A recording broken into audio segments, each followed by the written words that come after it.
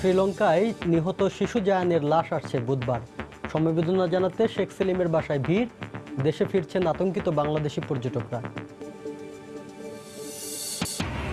বাংলাদেশে বিনিয়োগের সুবিধা নিতে ব্রুনাইয়ের ব্যবসায়ীদের আহ্বান প্রধানমন্ত্রীর। সুলতানের সঙ্গে বৈঠকে 7টি সমঝোতা স্মারক সই। বাংলাদেশকে ব্যর্থ রাষ্ট্র করা বিএনপির উদ্দেশ্য, মন্তব্য 14 দলের। সংসদে এসে সরকারের সমালোচনা করার আহ্বান। একদলীয় শাসন প্রতিষ্ঠার চেষ্টা চলছে, অভিযোগ বিএনপির।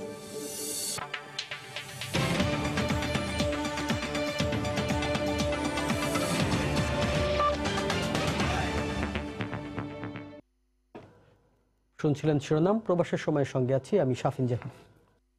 বাবা মার সঙ্গে বেড়াতে গিয়ে মানুষের নিষ্ঠুরতার শিকার হতে হলো ছোট জায়ানকে। বুধবার সকাল 11:30টায় দেশে আনা হবে জায়ানের মৃতদেহ। রোববার শ্রীলঙ্কায় সন্ত্রাসী হামলায় আওয়ামী লীগের সভাপতিমণ্ডলীর সদস্য ও সংসদ সদস্য শেখ সেলিমের নাতি জায়ান চৌধুরী নিহত হয়। গুরুতর আহত হন জামাতা মশিউল হক চৌধুরী। পায়ের আঘাত মারাত্মক হওয়ায় তাকে এখনই দেশে ফিরিয়ে আনা সম্ভব নয়। এদিকে সমবেদনা জানাতে সারাদিনই শেখ সেলিমের বনানীর বাসায় ছিল আওয়ামী লীগ নেতাদের ভিড়।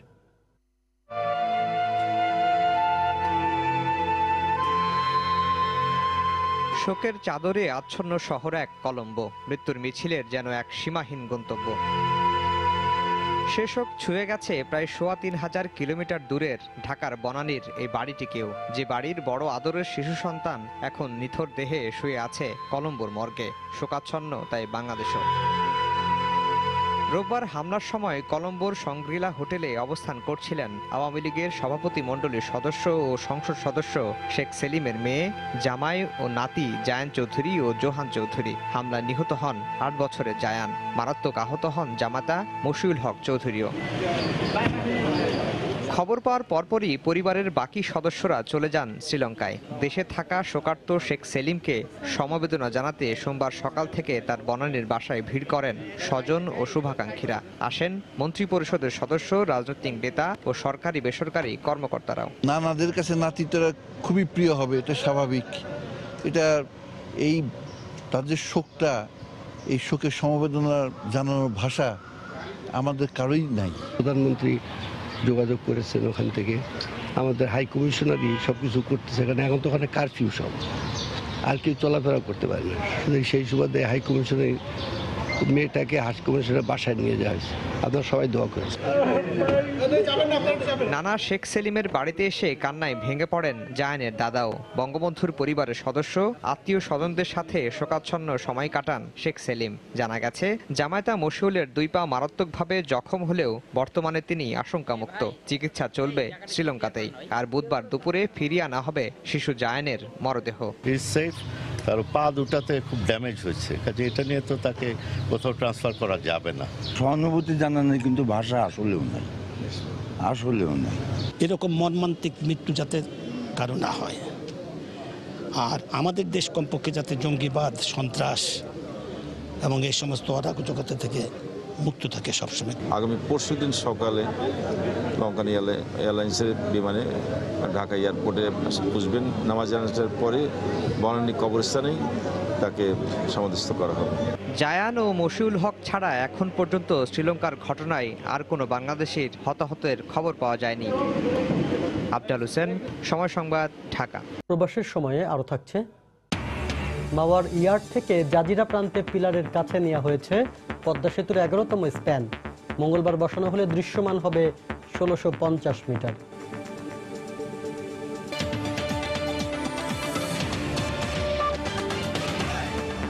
বাংলাদেশ দক্ষিণ এশিয়ার মধ্যে বিদেশি বিনিয়োগের জন্য সবচেয়ে উদার জানিয়ে প্রধানমন্ত্রী শেখ হাসিনা ব্রুনাই ব্যবসায়ীদের বাংলাদেশের ব্যবসায়ীদের সঙ্গে অংশীদারিত্ব গড়ে তোলার আহ্বান জানিয়েছেন।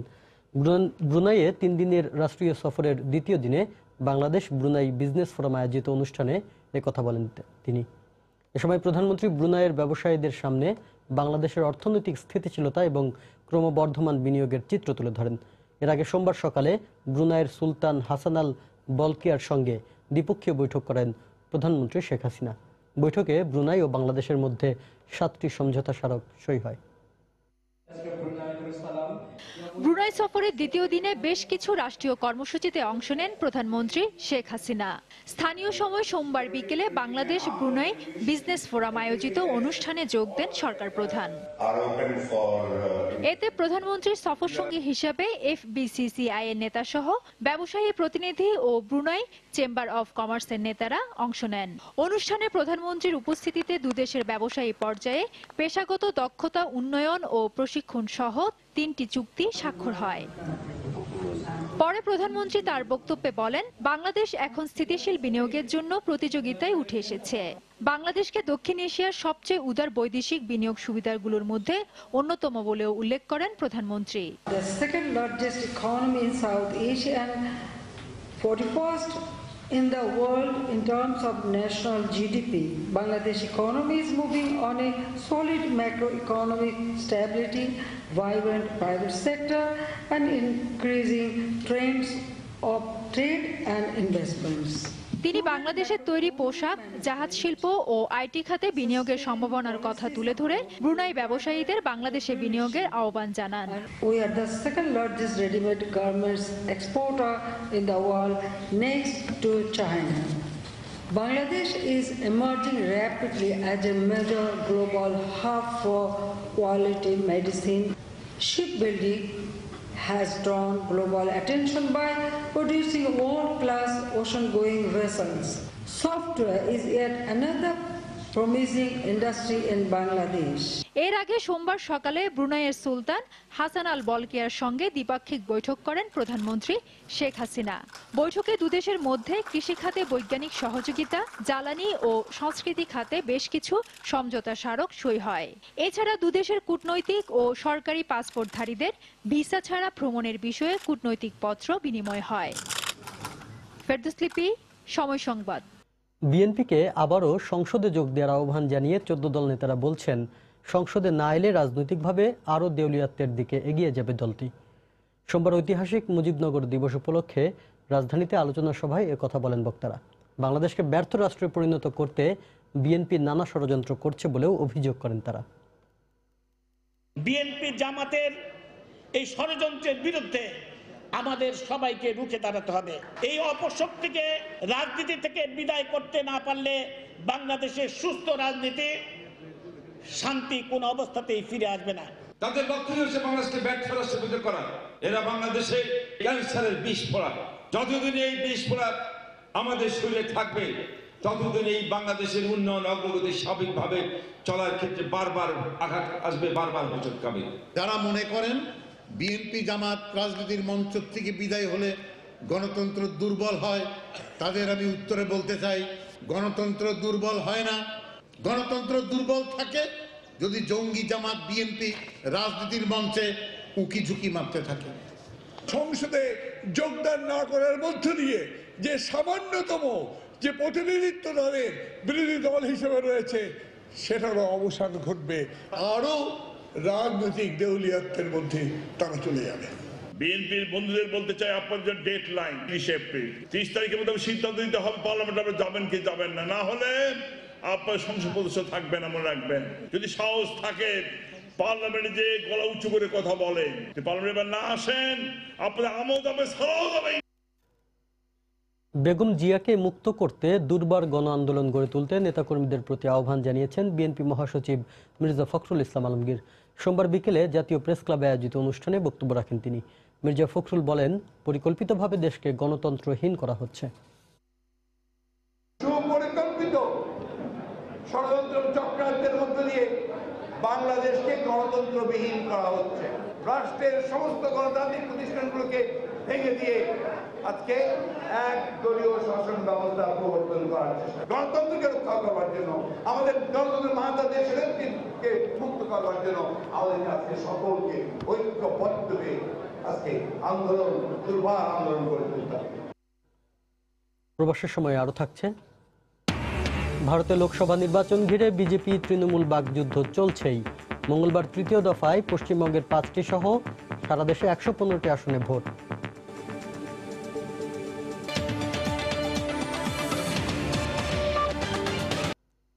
প্রথমবারের মতো 1 মাসের মধ্যে পদ্মা সেতুতে বসতে যাচ্ছে 2টি স্প্যান। সোমবার সকালে মাওয়া ইয়ার্ড থেকে জাজিরা প্রান্তে পিলারের কাছে নিয়ে যাওয়া হয় 11তম স্প্যান। মঙ্গলবার স্প্যানটি বসানো হলে দৃশ্যমান হবে 1650 মিটার পদ্মা সেতু। প্রকল্প এলাকা ঘুরে এসে রিপোর্ট এহসান জুয়েলের। প্রস্তুত জাজিরা প্রান্ত। এই প্রান্তে আগে দৃশ্যমান 8টির সঙ্গে যোগ হতে যাচ্ছে আরও একটি স্প্যান। এই জাজিরা প্রান্ত দিয়েই শুরু হয় পদ্মা সেতুর স্প্যান বসানোর কাজ। 34 নম্বর পিলারের উপর আগেই স্প্যান বসানো আছে। এবার 33 নম্বর পিলারের সঙ্গে জোড়া লাগিয়ে বসানো হবে 11 স্প্যান। আনুষঙ্গিক সব আয়োজন সম্পন্ন করে ফেলেছেন প্রকৌশলীরা। তবে হঠাৎ আসা কালবৈশাখী ঝড় এবং স্পেনবাহী ক্রেন চলাচলে নদীতে নাব্য সংকট তৈরি হওয়ায় জাজিরা প্রান্তে সবশেষ স্প্যানটি বসাতে 2 দিন সময় লেগেছিল। আমাদের টার্গেট কালকে, এবং কালকে নাও হইতে পারে, পরশু দিনে চলে যেতে পারে। এখানে এত অনেক খুঁটিনাটি জিনিস আছে, হ্যাঁ ধরে নিই ইনশাল্লাহ আমরা কালকেই করবো, এটাই আমাদের টার্গেট। এখন যতই সময় যাচ্ছে এটা দৃশ্যমান হচ্ছে, মানুষ আস্তে আস্তে আরও বেশি আশাবাদী হচ্ছে। এটাই আমাদের পাওয়া, যে ঠিক আছে মানুষের আগে যে কনফিডেন্সটা ছিল না হবে কি হবে না, দিন দিন কনফিডেন্সটা বাড়তেছে।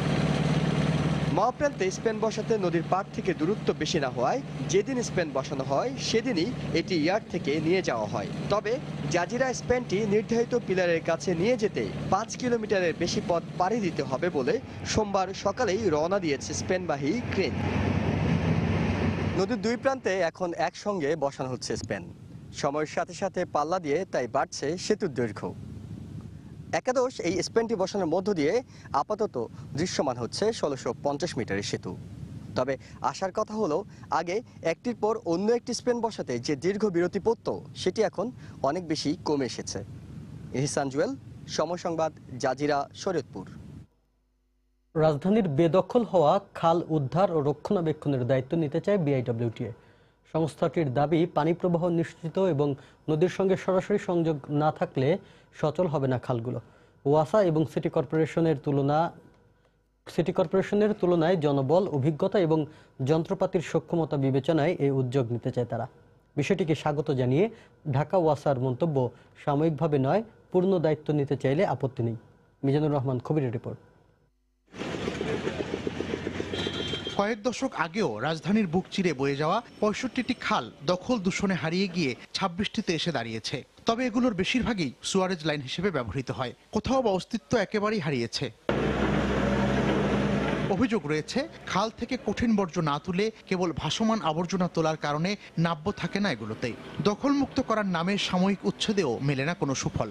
বিআইডব্লিউটি এর দাবি, উচ্ছেদ করে পার বাধাই করলে স্থায়ী রূপ পেতে পারে খালগুলো। উদ্ধারের অনেক কথা বলা হয়, কার্যকরী কিন্তু উদ্যোগটা নেওয়া হচ্ছে না। ঢাকা শহরের চারপাশের যে নদীগুলো বিআইডব্লিউটি এর নিয়ন্ত্রণাধীন, এবং এই নদীগুলোর সাথেই যেহেতু খালগুলো ঢাকা শহরের অভ্যন্তরে আন্তঃসংযোগ সৃষ্টি করছে, যানজট মুক্ত, পরিচ্ছন্ন, পরিবেশ সম্মত একটি শহর একটি উপহার দেওয়া সম্ভব যদি এই খালগুলোকে পুনরুদ্ধার করা যায়। আইনি জটিলতা, মালিকানা দ্বন্দ্ব সহ অন্য প্রতিবন্ধকতা দূর করতে বিশেষ উদ্যোগ না নিলে সময়ক্ষেপণ হবে। ঢাকার ভিতরে বিদেশের মতো অনেক ভেনিস বা ব্যাংককের মধ্যে করা হবে। দেখা যাক আমরা যে সহযোগিতা বিআইডব্লিউটিএ দেওয়ার দরকার সেটা আমরা দিব। বিআইডব্লিউটিএ তাদের সবচেয়ে বেশি সংখ্যক ড্রেজার তাদের আছে, এক্সকাভেটর আছে, এবং এই ধরনের ইকুইপমেন্ট আমাদের আছে। আমরা কাজ করে যাচ্ছি, আমাদের সক্ষমতা আছে। ঢাকার খালগুলোর বেশিরভাগেরই মালিকানা রাজুক, সিটি কর্পোরেশন, জেলা প্রশাসন সহ কয়েকটি সংস্থার। তবে এগুলো দেখভাল করার দায়িত্ব ঢাকা ওয়াসার। সংস্থাটি চায় একক কোনো কর্তৃপক্ষের হাতে দায়িত্ব হস্তান্তর করতে। যদি মনে করা হয় যে বিআইডব্লিউটিএ এবারে সক্ষমতা বেশি, তাহলে বিআইডব্লিউটিএ এটা নিয়ে নিতে পারে সবটা। আংশিক নিয়ে অংশীদারিত্বের মাধ্যমে এই কাজটা সমাধান করা কোনোভাবেই আপনার সুচারুরূপে হচ্ছে না এবং হবেও না। 26টি খালে উন্মুক্ত অংশ রয়েছে মাত্র 72 কিলোমিটার। নৌযান চলাচল উপযোগী করতে গেলে বক্স কালভার্ট অপসারণের প্রয়োজনীয়তার কথাও জানায় বিআইডব্লিউটিএ। মিজানুর রহমান খবির, সময় সংবাদ, ঢাকা। খুলনার ডুমুরিয়ায় নদী দখল করে গড়ে উঠেছে 18টি ইটভাটা। উপজেলার হরি ও ভাদ্রা নদীর 4 কিলোমিটার এলাকায় প্রভাবশালীরা জমি ইজারা নিয়ে গড়ে তুলেছে এসব ইটভাটা।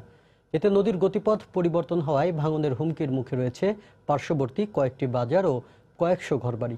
তরিকুল ইসলামের প্রতিবেদন, ক্যামেরায় ছিলেন আবুল বাশার।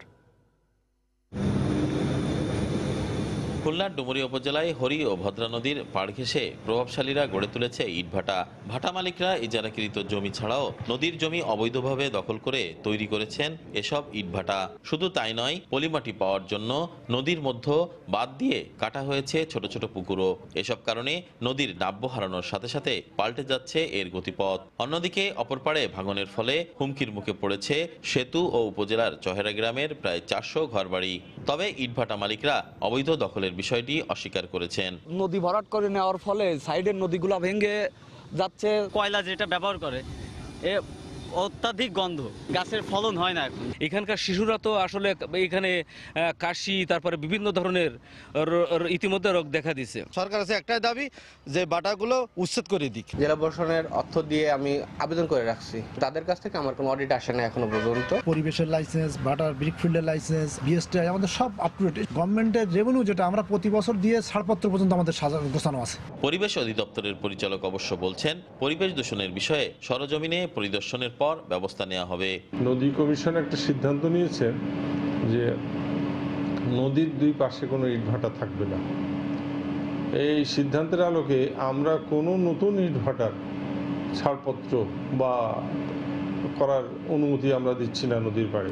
আর জেলা প্রশাসক জানান, যারা নদীর জমি দখল করে অবৈধভাবে ভাটা চালাচ্ছে তাদের বিরুদ্ধে দ্রুত ব্যবস্থা গ্রহণ করা হবে। তদন্ত যদি সত্যতা আসে তাহলে আমরা নদী যারা যত বড় প্রভাবশালী হোক না কেন, যে দখলদারকে আমরা আইনের আয়তায় আনবো এবং তাদেরকে উচ্ছেদ করে দেব। নদীর পশ্চিম পাড়ে উত্তর দক্ষিণে প্রায় 3 কিলোমিটার জুড়ে ভাটাগুলো নদীর ভেতরের প্রায় অর্ধেক জায়গা দখল করে ফেলেছে। 2009 সাল থেকে এ জায়গায় পর্যায়ক্রমে 18টি ভাটা গড়ে তোলা হয়েছে। তরিকুল ইসলাম, সময় সংবাদ, খুলনা। আগামী 4 মাসের মধ্যে সাবমেরিন কেবলের মাধ্যমে বিদ্যুতের আলো পেতে যাচ্ছে শরীয়তপুরের চরাঞ্চলের 70,000 মানুষ। বিদ্যুতের আলোয় আলোকিত হওয়ার স্বপ্নে বিভোর তারা। শরীয়তপুরের চরাঞ্চল থেকে আরো জানাচ্ছেন ওবায়দুল্লাহ মামুন। এই চরবাসীর মুন্সিগঞ্জ, চাঁদপুর কিংবা শরীয়তপুরে যাওয়ার একমাত্র বাহন নৌকা। এখানে রয়েছে 2টি থানার 3টি ইউনিয়ন। যুগের পর যুগ অবহেলিত ও বঞ্চিত জনপদ হিসেবে পরিচিত এটি। এই জনপদে সাবমেরিন কেবলের মাধ্যমে আসবে বিদ্যুৎ, ঘরে ঘরে জ্বলবে বিদ্যুতের বাতি। উচ্ছ্বাসটা তাই একটু বেশি। চিরদিন এলাকার মানুষ কখনো কোনো স্বপ্নেও ভাবেনি যে এলাকায় বিদ্যুৎ আসবে, আর সেই বিদ্যুৎ আসবে আজকে বিশাল নদীর তলদেশ দিয়ে বিদ্যুৎ আসবে, সেটা কখনো এলাকার মানুষ ভাবেনি। বিদ্যুৎ এত দ্রুত, এত তাড়াতাড়ি এখানে পৌঁছে যাবে, এটা আসলে আমাদের আশা ছিল না। আমাদের আশা থেকে অনেক অনেক বেশি আমরা পেয়ে গেছি। গরিব দুঃখী সবারে নিয়ে ভালোভাবে আমরা চলাফেরা করতে পারবো। চরাঞ্চলের স্কুলগামী ও যুব সমাজ ভাবছে তথ্য প্রযুক্তি নিয়ে, ভাবছে আলোকিত মানুষ হওয়া নিয়ে। কারেন্ট আসলে স্কুলে আমাদের অনেক সময় গরম লাগে, তখন ফ্যান আলো ওই সময় আমাদের ভালো লাগবে। বিদ্যুৎ আসার পরে আমাদের এলাকার মানুষের জীবনযাত্রার মান উন্নয়ন হবে এবং আমাদের ছেলে মেয়েদের লেখাপড়ার মান উন্নয়ন হবে। মুন্সিগঞ্জ পল্লী বিদ্যুতের মাধ্যমে 11 কেভি বিদ্যুৎ কেন্দ্রটি নির্মাণ করা হচ্ছে। এর মধ্যে 1 কিলোমিটার নদীপথে সাবমেরিন কেবল সংযোগে বিদ্যুৎ পৌঁছাবে চরআত্রা, নোয়াপাড়া ও কাছিকাটায়। 3 ফেজ সাবমেরিন কেবল লাইন স্থাপন করে এইখানে গ্রিড লাইনটাকে সম্প্রসারণ করব। আর এই যে জায়গাটা দেখতেছেন, এই জায়গায় আমরা একটা সাবস্টেশন করব। স্থানীয় সংসদ সদস্য ও পানি সম্পদ উপমন্ত্রী জানান, আগামী সেপ্টেম্বরই চরাঞ্চলের ঘরে ঘরে পৌঁছাবে বিদ্যুৎ। সাবস্টেশন এখানে হয়েছে 10 মেগাওয়াটের, আমরা সকালে উদ্বোধন করেছি। এখন সাবমেরিন কেবল এখানে উদ্বোধন হবে। সেপ্টেম্বরের মধ্যে এই অঞ্চলগুলো বিদ্যুতায়ন হবে। এবং আজকে যেখানে সাবস্টেশন হচ্ছে সেখানেও রাস্তা ছিল না, আমি রাস্তা করে দিয়েছি গত মাসে। মানে সকল কাজগুলো কোনোটার জন্য যাতে কোনোটা আটকে না থাকে, যার কারণে একসাথেই সবগুলো হচ্ছে এবং নির্দিষ্ট সময়েই আমরা টার্গেট ফুলফিল করতে পারব। ওবায়দুল্লাহ মামুন, সময় সংবাদ, শরীয়তপুর। মামলার প্রধান আসামি জাবেদ গুলিতে নিহত হয়েছে। পুলিশের দাবি বন্দুকযুদ্ধে মারা গেছে সে। রাতে নগরীর জাম্বুরি ফিল্ড এলাকায় এই ঘটনা ঘটে। পুলিশ জানায় একদল ডাকাতের অবস্থানের খবর সেখানে যায় তারা। পুলিশের উপস্থিতি টের পেয়ে গুলি ছোড়ে দুর্বৃত্তরা। এতে ডবলমুরিং থানার ওসি সুদীপ কুমার দাস গুলিবিদ্ধ হন। পরে পুলিশও পাল্টা গুলি ছুড়লে পালিয়ে যায় তারা। ঘটনাস্থল থেকে জাবেদের গুলিবিদ্ধ লাশ উদ্ধার করে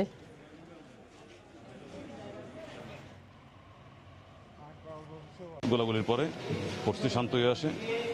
তখন ওই জায়গা তল্লাশি করে দেখা যায় যে গুলিবিদ্ধ একজনের দেহ পড়ে আছে এবং ওখানে একটি বিদেশি পিস্তল যে পিস্তলটি পুলিশের এই পিস্তল হয়তো কোনো এক সময় চুরি হয়েছিল এবং 2টি দেশীয় তৈরি বন্দুক, একটি দেশীয় পিস্তল, একটি ছুরি উদ্ধার করা হয়। ধারণা করা হচ্ছে যে মহিউদ্দিন সোহেল মার্ডারের যে মূল হত্যাকারী যে তাকে স্ট্রেপ করেছিল সেই যাবে।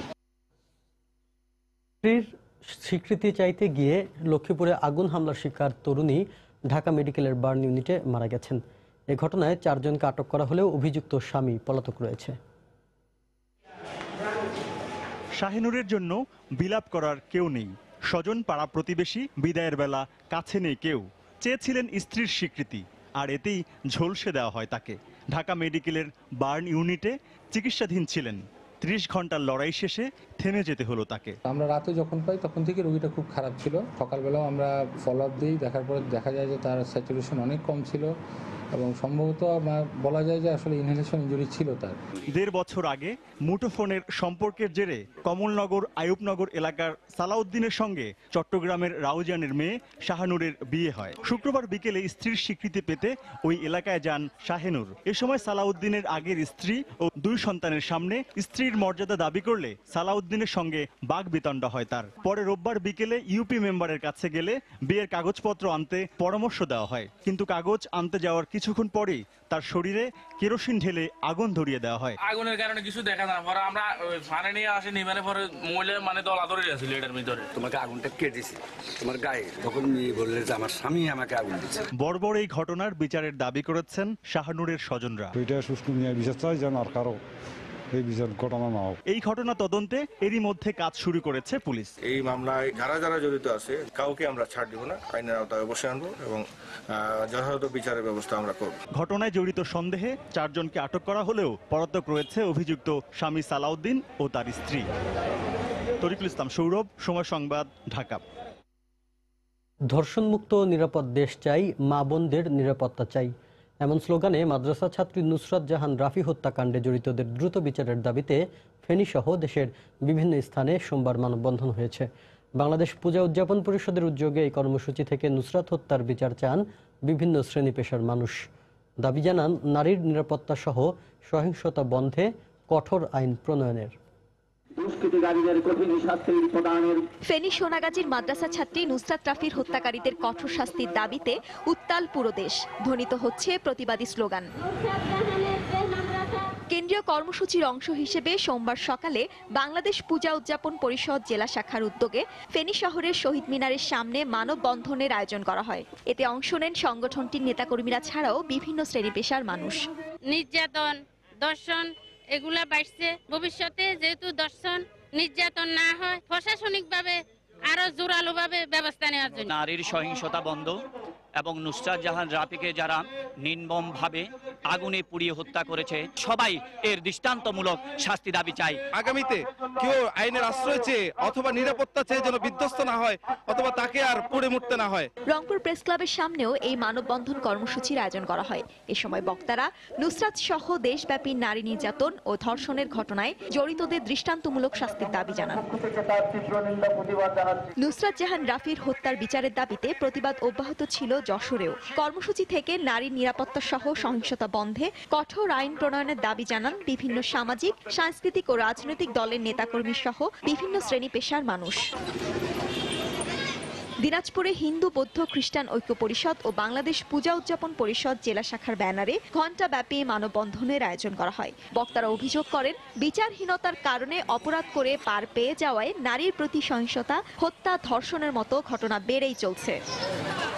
এছাড়া নাটোর, মংলা, ঝালকাঠি, পটুয়াখালী সহ দেশের বিভিন্ন স্থানে ফেনী সোনাগাজীর মাদ্রাসা ছাত্রী নুসরাত রাফি হত্যার ঘটনায় জড়িতদের দৃষ্টান্তমূলক শাস্তির দাবিতে মানববন্ধন হয়। ইসমাত জাহান, সময় সংবাদ। টাঙ্গাইলে রান্নায় ব্যবহৃত গ্যাস সিলিন্ডারের গায়ে উৎপাদনের তারিখ অস্পষ্ট এবং মেয়াদ উত্তীর্ণর তারিখ না থাকায় আতঙ্কে আছেন ব্যবহারকারীরা। অনেকটা জীবনের ঝুঁকি নিয়ে প্রতিদিন সিলিন্ডার ব্যবহার করতে হচ্ছে তাদের। বিষয়টি খতিয়ে দেখে প্রয়োজনীয় ব্যবস্থা নেওয়ার আশ্বাস দিয়েছে জেলা প্রশাসক। টাঙ্গাইল প্রতিনিধি কাদির তালুকদারের তথ্য ও রাশেদ খানের ছবি নিয়ে রিপোর্ট। প্রায় 2 দশক আগে গ্যাসের অপচয় রোধ এবং মানুষের চাহিদার কথা ভেবে যমুনা, বিএমএ সহ বিভিন্ন কোম্পানি সিলিন্ডার গ্যাস বাজারে আনলেও সিলিন্ডারের গায়ে উৎপাদনের তারিখ অস্পষ্ট এবং মেয়াদ উত্তীর্ণের কোনো তারিখ নেই। অন্যদিকে সিলিন্ডার গ্যাস ব্যবহারের কোনো নিয়মাবলীও লেখা থাকে না বোতলের গায়ে, যে কারণে প্রায় দেশের বিভিন্ন স্থানে গ্যাস সিলিন্ডার বিস্ফোরণের ঘটনা ঘটে। এতে আতঙ্কে আছেন ব্যবহারকারীরা। বিভিন্ন জায়গায় দুর্ঘটনা হবে দেখে আমাদের ভয় লাগে। আমরা ভয় পাই, অনেক ভয় পাই যে এটা কখন বিস্ফোরণ হবে, কখন আমার জীবনটা ঝুঁকিপূর্ণ ভাবে আমরা রান্না করি। কোম্পানি এটা দয়া করে যদি মেয়াদ উত্তীর্ণের তারিখ দিয়ে দেয় তো আমাদের ভালো হয়, বুঝতে সুবিধা হয়। গ্যাস সিলিন্ডারে মেয়াদ উল্লেখের পাশাপাশি জনগণকে সচেতন করতে সরকারিভাবে প্রচারণা চালানোর দাবি জানান সিলিন্ডার কোম্পানির প্রতিনিধি ও বিক্রেতারা। সরকারের একটা প্রজ্ঞাপন আছে যে ডেট থেকে এটা উৎপন্ন ওখান থেকে 10 বছর যাবে। মেয়াদ উত্তীর্ণ টেস্ট অবশ্যই দেওয়া উচিত, যাতে সবাই দেখতে পারে যে মেয়াদটা কবে শেষ হয়ে যাবে।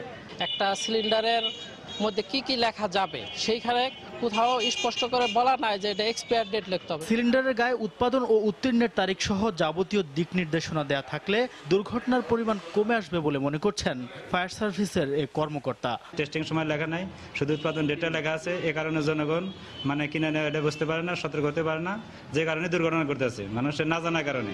তো কোম্পানি থেকে এটাকে মানুষকে সচেতন করতে হবে, পাশাপাশি আমরা ফায়ার সার্ভিস থেকে মানুষকে অনেক সচেতন করতে আছি মহড়ার মাধ্যমে। বিষয়টি খতিয়ে দেখে প্রয়োজনীয় ব্যবস্থা নেওয়ার আশ্বাস দিয়েছেন টাঙ্গাইল জেলা প্রশাসনের এই শীর্ষ কর্মকর্তা। যেগুলো নাই সেটা সত্যি আসলে জনগণের জন্য হুমকি, বুঝতে পারতেছে না, তারা এই বিষয়ে জানে না কতদিন ব্যবহার করা যাবে। তো এই বিষয়গুলো দেখে যদি রিপোর্টে কোনো আসে আমাদের এরিয়ায়, তাহলে আমরা সেটা মন্ত্রণালয়কে নির্দেশনা চেয়ে আমরা মন্ত্রণালয়ের কাছে লিখব। জেলায় প্রায় 65,000 পরিবার সিলিন্ডার গ্যাস ব্যবহার করে। গত 1 বছরে জেলায় 188টি গ্যাস সিলিন্ডার বিস্ফোরণ হয়েছে। এতে মারা গেছে 3 জন ও আহত হয়েছেন অন্তত 23 জন। সময় সংবাদ, টাঙ্গাইল। ব্যাপক হারে ব্যাংকিং বুথ চালু করার নির্দেশ দিয়েছে বাংলাদেশ ব্যাংক। এর মাধ্যমে ব্যাংকিং কার্যক্রম কয়েক গুণ বাড়বে বলে মনে করছেন সংশ্লিষ্টরা। কম খরচে সেবা বাড়ানোর এই উদ্যোগকে ইতিবাচক বলছেন বিশ্লেষকরা। কাজল আব্দুল্লাহর রিপোর্টে বিস্তারিত।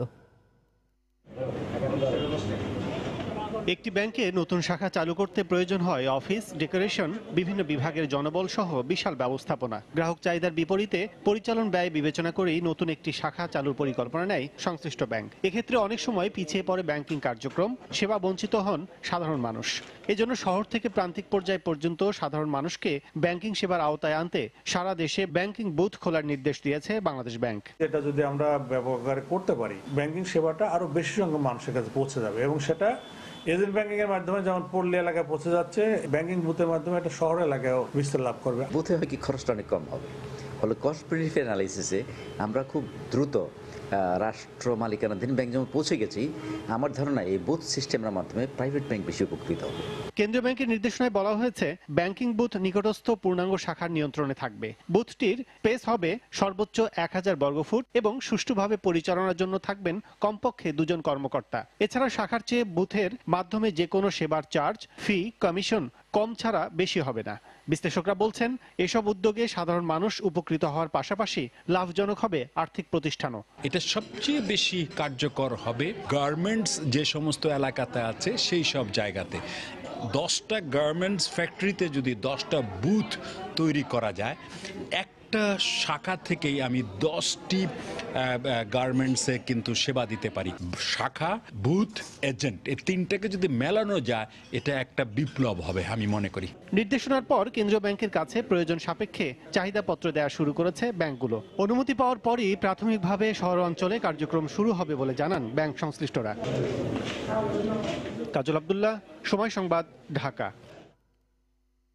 যন্ত্র মানবের কণ্ঠে বাংলায় মুক্তিযুদ্ধের ইতিহাস বলছি দেশে তৈরি হিউম্যানয়েড রোবট লির কথা। মানুষের মতো হাঁটতে পারে বাংলায় কথা বলতেও। শাহজালাল বিজ্ঞান ও প্রযুক্তি বিশ্ববিদ্যালয়ের 5 শিক্ষার্থী তৈরি করেছেন এমন রোবট। নৌশাদ আহমদ চৌধুরীর ছবিতে আরো জানাচ্ছেন আব্দুল আহাদ। আমি ভালো আছি, তুমি কেমন? নাম তার লি। বাংলা স্বরবর্ণ থেকে হারিয়ে যাওয়া লি ফিরে এসেছে রোবট হয়ে, যে তার 2টি পা দিয়ে মানুষের মতোই হাঁটতে পারে, কথা বলতে পারে বাংলায়। আমি বাংলাদেশকে ভালোবাসি। জানে স্বাধীনতা, মুক্তিযুদ্ধের ইতিহাস, গাইতে পারে গানও। কোনো কিছু জানতে চাইলে তার উত্তর দেয় সঠিকভাবে। আমার সোনার বাংলা, আমি তোমায় ভালোবাসি। লি বাংলাদেশের তৈরি একমাত্র রোবট যেটা হাঁটতে পারে। শাহজালাল বিজ্ঞান ও প্রযুক্তি বিশ্ববিদ্যালয়ের 5 শিক্ষার্থী রোবটের উদ্ভাবক। অতীতেও এই বিশ্ববিদ্যালয়ে রিভো নামে রোবট তৈরি হলেও সেটা শুধু কথা বলতো। ও বাংলা গান বলতে পারবে, জাতীয় সঙ্গীত সেটাও বলতে পারবে। আর আমরা চেষ্টা করছি যেন একটা মানুষের মতো করে কথা বলতে পারে। বাংলা কনভারসেশনের আমরা একটা আর্টিফিশিয়াল ইন্টেলিজেন্স ডেভেলপ করেছি। সোফিয়াকে আপনার ইংলিশে প্রশ্ন করতে হইতো, আর এই রোবটকে আপনি বাংলায় প্রশ্ন করেন, সে বাংলায় উত্তর দিতে পারবে। আমার কৃত্রিম বুদ্ধিমত্তা দিয়ে মানুষের উপকার করতে চাই।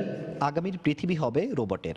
বাসাবাড়ি, অফিস, আদালত সবখানে দখলে নেবে রোবট। লিখে দিয়েও দৈনন্দিন কাজ করানো যাবে অনায়াসে। যে কোনো একটা ইন্ডাস্ট্রিতে দিতে পারেন, ট্রাফিক কন্ট্রোলে দিতে পারেন, যেখানে হচ্ছে অনেক কিছুতেই দেওয়া যাবে। বাইরের দেশে যত রোবট আছে যেগুলো বাইপ্যাডাল ওয়াকিং মানে 2 পায়ে হাঁটতে পারে, এমন রোবটে মিলিয়নস অফ ডলার খরচ করে ওরা। তো সেই হিসাবে আমরা এটার জন্য পেয়েছি 10 লাখ টাকা। আইসিটি মন্ত্রণালয়ের ইনোভেশন ফান্ড অনুদান দিয়েছে রোবট তৈরিতে। আরও সহায়তা পেলে এটিকে বিশ্বমানে নিয়ে যাওয়া সম্ভব।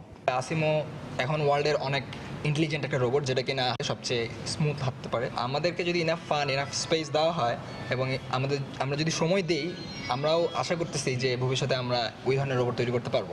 লির ওজন 30 কেজি। এর তত্ত্বাবধানে ছিলেন জনপ্রিয় লেখক ডক্টর মোহাম্মদ জাফর ইকবাল। প্রধান অতিথি তোমাকে সালাম। জয় বাংলা। আব্দুল আহাদ, সময় সংবাদ, সিলেট। পর্যায়ে শীর্ষ সংবাদ জানিয়ে দিচ্ছি আরেকবার। শ্রীলঙ্কায় নিহত শিশু জায়ানের লাশ আসছে বুধবার। সমবেদনা জানাতে শেখ সেলিমের বাসায় ভিড়। দেশে ফিরছেন আতঙ্কিত বাংলাদেশি পর্যটকরা। বাংলাদেশে বিনিয়োগের সুবিধা নিতে ব্রুনাইয়ের ব্যবসায়ীদের আহ্বান প্রধানমন্ত্রীর। সুলতানের সঙ্গে বৈঠকে 7টি সমঝোতা স্মারক সই। বাংলাদেশকে ব্যর্থ রাষ্ট্র করা বিএনপির উদ্দেশ্য, মন্তব্য 14 দলের। সংসদে এসে সরকারের সমালোচনা করার আহ্বান। একদলীয় শাসন প্রতিষ্ঠার চেষ্টা চলছে, অভিযোগ বিএনপি। এই ছিল প্রবাসের সময়। যে কোনো খবর পেতে ভিজিট করুন সময়নিউজ.tv। আপনার মোবাইলে সময় সংবাদ দেখতে আর সব খবর পেতে ডাউনলোড করুন সময় অ্যাপ। এছাড়াও এই মাত্র পাওয়া খবর আপনার মোবাইলে পেতে SMS করুন *BN লিখে পাঠিয়ে দিন 16242 নম্বরে। সঙ্গে থাকুন সময়।